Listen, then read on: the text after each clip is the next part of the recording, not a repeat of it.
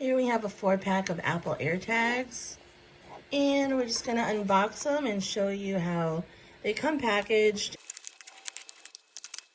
So we have here some safety instructions and the AirTag interior packaging.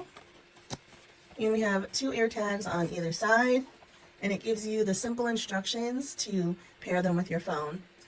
These AirTags we are going to use on some remote controls that we have in the house that we have lost in the past. We have used them though for our AirPods, our keys, our luggage. We put it on our dog and also our children so that we can make sure that we just have a better chance of finding them. This can also be stored in your car if you are going to a theme park or a mall and you need help finding where your car is located when you come out. You can have an AirTag in your car so that you know pretty much where you parked before you went inside. So this is how it comes. They're really handy, super easy to pair with the Apple iPhones, and it really makes sense to get these AirTags if you're part of the Apple ecosystem.